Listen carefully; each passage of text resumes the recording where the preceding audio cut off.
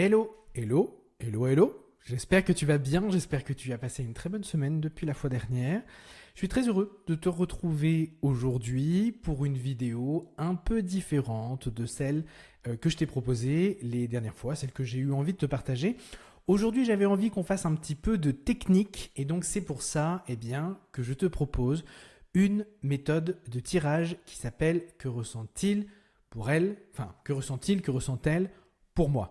Alors, je sais que sur la chaîne, tu trouveras d'autres méthodes, comme par exemple celle passé, présent, futur, ou encore, ça c'est le tirage général, ou encore le tirage en croix. Je sais que voilà, ces petites vidéos, voilà, tu les aimes bien. Donc du coup, je me suis dit aujourd'hui, on va regarder justement un petit tirage. Et donc, j'ai pris un tirage que j'aime beaucoup. Alors pourquoi je l'aime beaucoup? C'est tout simplement parce qu'il est hyper utile lorsqu'on doit étudier des relations sentimentales, que ce soit des relations sentimentales à leur début ou que ce soit des relations sentimentales conflictuelles ou à leur fin. Tu peux l'utiliser pour tes consultants, tes consultantes, hein, et crois-moi, vraiment, ils vont l'adorer. Et tu peux bien évidemment l'utiliser pour toi. Alors attention, quand tu fais un auto-tirage avec cette technique-là de tirage, assure-toi de ne pas trop, on va dire, faire de projection ou de ne pas être trop biaisé dans ton interprétation, parce qu'en général, le domaine sentimental, c'est un domaine qui peut assez facilement et très vite devenir douloureux. Donc du coup, il faut, je dirais, faire attention pour être bien sûr que tu vas nous faire une interprétation en essayant d'atteindre le plus d'objectivité possible. Alors, ce tirage, tu peux le réaliser avec n'importe quel jeu. Ici, on va le réaliser, je vais te le montrer avec du tarot, mais tu peux le faire avec ton Béline, ta triade, ton petit mort, tout ça, il n'y a absolument aucun souci. Juste un petit bémol au niveau du jeu de 32, parce que je ne suis pas certain qu'il soit bien adapté, tout simplement parce que je ne connais pas assez le jeu de 32, et d'ailleurs il y a le Normand aussi que je ne connais pas assez, donc je ne m'avancerai pas. Si tu fais le 32 ou le Normand, n'hésite pas à le mettre dans les commentaires pour savoir si ce tirage il fonctionne quand même. Alors le vrai nom de ce tirage, c'est le ressenti du cœur. Et ce tirage-là, il répond à la question que ressent-il, que ressent-elle vraiment pour moi? Et pour le réaliser, tu vas voir, c'est vraiment très simple. Tu vas avoir besoin de 5 cartes et des positions magiques que je vais te donner juste après. Donc pour commencer, bien évidemment, tu connais la chanson, tu mélanges ton jeu, tu arrêtes de mélanger soit quand tu sens que c'est bon, soit quand tu as accompli ton petit rituel. Ça dépend de chacune ou de chacun. On a tous notre manière de faire. Moi, je fais des battues retournées en 3-7 par exemple. Voilà. Et puis, tu vas choisir 5 cartes en pensant à ta question et tu vas les disposer comme ça sur ta table. Donc tu vois le 1 ici, le 2, le 3. Attention, le motif ne se suit pas, le 4 est ici et le 5 est là. C'est la petite, je dirais, particularité en tout cas de ce tirage. Voilà, c'est juste comme ça. Alors, pourquoi la forme est comme celle-ci, enfin comme ça? Tout simplement parce que j'en ai marre des formes un peu monotones. C'est-à-dire que moi, je suis très tirage en ligne. Moi, je peux faire tous les tirages en ligne, même une roue astrologique, je peux la faire en ligne, ça me pose absolument aucun problème. Mais de temps en temps, quand je fais des formes, j'aime bien mettre des espèces de petits pièges à l'intérieur pour éviter justement de trop, on va dire, s'endormir. Voilà, donc ça permet de garder l'esprit un peu vif. Maintenant, je vais te montrer les différentes positions de lecture qui vont avec, avec les cartes qu'on vient de voir précédemment. Alors tu as la position numéro 1 qui, elle, répond à la question quelles sont les émotions profondes envers moi, quelles sont ces émotions profondes envers moi. Là, cette carte-là, elle révèle les véritables sentiments ou les intentions véritables. Ensuite, en position 2, tu as quel doute ou peur freine son engagement. Là, ça permet d'identifier ce qui pourrait l'empêcher de s'ouvrir pleinement à toi. Ensuite, en position 3, tu as qu'est-ce qui lui plaît le plus chez moi. Alors là, c'est vraiment une carte très sympa parce que ça nous permet de comprendre qu'est-ce que l'autre justement aime chez nous et du coup, pourquoi entre guillemets, le lien fonctionne. En position 4, tu as qu'attend-il ou qu'attend-elle de nous deux.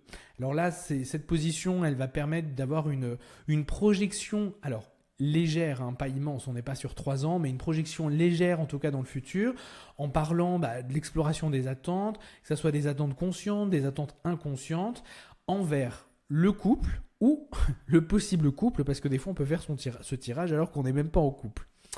Et enfin, la position 5, que puis-je faire pour renforcer notre lien? Et ça, c'est une carte qui va venir donner un conseil, qui va venir donner des clés pour pouvoir faire grandir la relation. Parce que c'est plus sympa de savoir comment faire plutôt que d'essayer de chercher en mettant des plombes à trouver. Là, au moins, avec cette position 5, eh bien, tu sais quoi faire. Voilà, tout simplement. Alors, te donner une technique de tirage comme ça, c'est bien sympa. Mais moi, ce que j'aime bien, c'est la mise en pratique pour que tu puisses vraiment comprendre à quoi ça va ressembler. Alors du coup, eh bien, je te présente Elodie. Elodie, elle a 31 ans, elle est célibataire, elle vient de sortir d'une relation de 4 ans et ça s'est passé il y a quelques mois et elle est chargée de communication dans une PME. Alors Elodie, elle fréquente depuis très peu Marc, qu'elle a rencontré par hasard lors d'un week-end entre amis. Alors entre eux, il y a vraiment eu un match, il y a une réelle complicité, il y a une forte attirance, mais Marc, il semble un peu garder une certaine distance. Bien sûr, il répond à ses messages, il propose quelques sorties, mais au final, il ne va pas plus loin. Grosso modo, il ne clarifie pas vraiment ses intentions. Alors Elodie, elle comprend bien qu'il y a quand même quelque chose qui se passe, même si forcément le côté démonstratif n'est pas au rendez-vous. Donc du coup, eh bien, elle a quand même des doutes. Et Elodie, elle n'a surtout pas envie de reproduire les erreurs de son passé et elle veut comprendre ce qui se joue là, tout de suite, maintenant, dans ce duo avec Marc. Et donc pour ça, eh bien, elle veut savoir ce que Marc ressent vraiment, ce qui le freine et surtout comment est-ce qu'elle peut nourrir, améliorer, faire évoluer ce lien entre deux et surtout savoir si celui-ci, il va être porteur d'avenir. C'est quand même mieux de savoir à l'avance.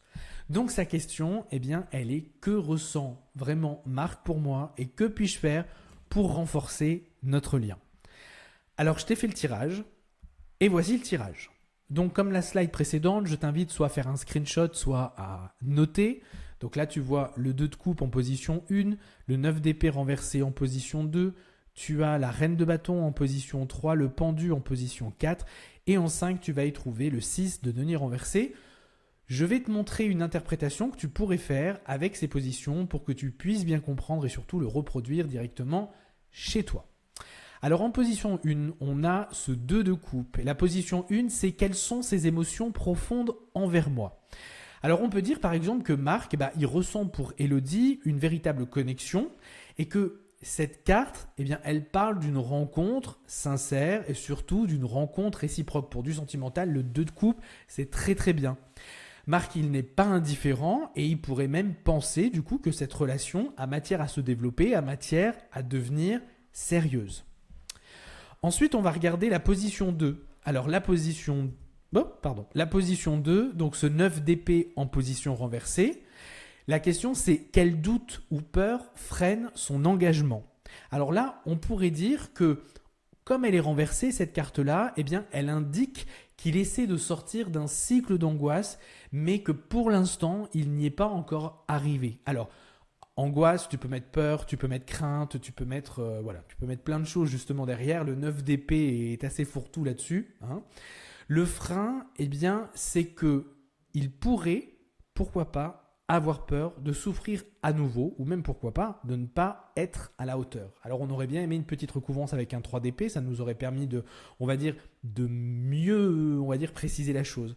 Mais au final, ce qu'il faut comprendre, c'est que ce qu'il craint, c'est lui-même et non pas Elodie. Donc Elodie, elle n'y est pas pour grand-chose et s'il met du temps justement à se dévoiler et à avancer, c'est surtout par peur de ce qu'il vit à l'intérieur. Et ça n'a aucun rapport avec Elodie. Entre guillemets, comme on dirait dans la vraie vie, elle n'a rien fait de mal. Ça, c'est un truc terrible à chaque fois d'ailleurs. Mesdames, vous êtes souvent persuadées d'avoir fait quelque chose de mal alors que, non, en fait, pas du tout. C'est souvent l'autre qui fait quelque chose de mal. Voilà, ça c'est une petite aparté. Ensuite, position 3, on y trouve la reine de bâton. Alors la question de la position 3, c'est qu'est-ce qui lui plaît le plus chez moi ? Alors, on peut dire que ce que Marc apprécie le plus chez elle, c'est son énergie, vraiment son énergie reine de bâton et l'impression de confiance au final qu'elle dégage, de confiance en elle bien sûr qu'elle dégage. Elodie, elle donne l'impression à Marc d'être dynamique, chaleureuse, bien dans ses baskets, autonome, indépendante. Et il y a ce côté qui peut être très rassurant pour Marc, ou dans le sens, malgré ce que Elodie a vécu il y a quelques mois, parce que se séparer d'une relation de 4 ans, c'est pas évident, hein, même si quelques mois se sont écoulés, on ne sait pas ce que représentent ces quelques mois, ben, on pourrait se dire qu'Elodie va peut-être pas très bien, qu'au final, la prochaine relation qu'elle va avoir, ça serait on va dire une relation pansement. Eh ben non, la reine de bâton, elle vient nous dire que Elodie, elle est la capitaine de sa vie, et ça change beaucoup de choses justement pour Marc, parce qu'il n'aura pas, entre guillemets, à prendre en soin un petit oiseau tombé du nid. Maintenant, on va regarder la position 4 avec le pendu, et le pendu, eh bien, c'est qu'attend-il de nous deux? Le pendu, c'est quoi? C'est blocage du temps, plus rien ne bouge.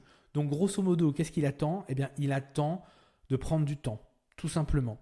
Il montre que d'une certaine façon, il n'a pas envie que le couple aille trop vite, qu'il n'a pas envie que l'histoire aille vite. Pourquoi? Tout simplement parce qu'il n'est sans doute pas prêt à agir, qu'il préfère observer, réfléchir pour voir au final si la relation peut se construire sans précipitation, et surtout si elle peut donner quelque chose de vraiment viable à l'avenir. Le problème, c'est que tant qu'on n'essaie pas, voilà, on ne peut pas le savoir. Donc ce n'est pas un refus de sa part, mais c'est plutôt un besoin de prendre le temps, un besoin de patience.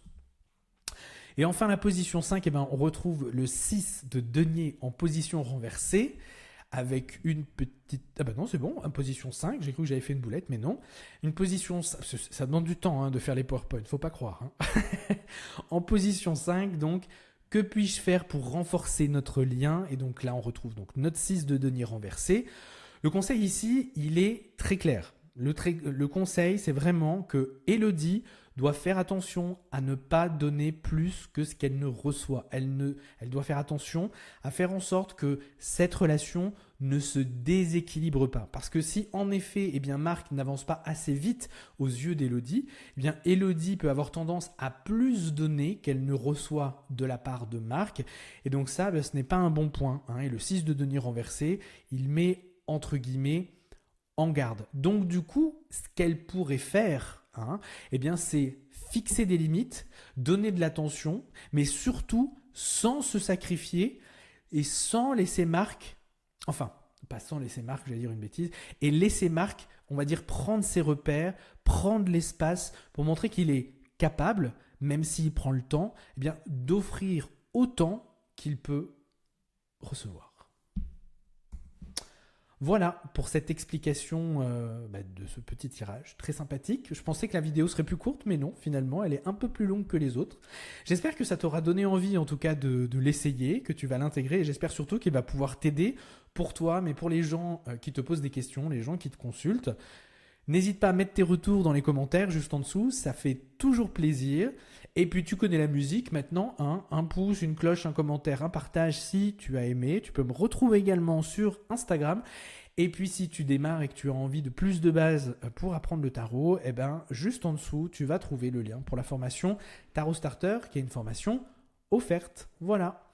Quant à moi, je te dis à la semaine prochaine pour une nouvelle vidéo. Et d'ici là, écoute, prends soin de toi.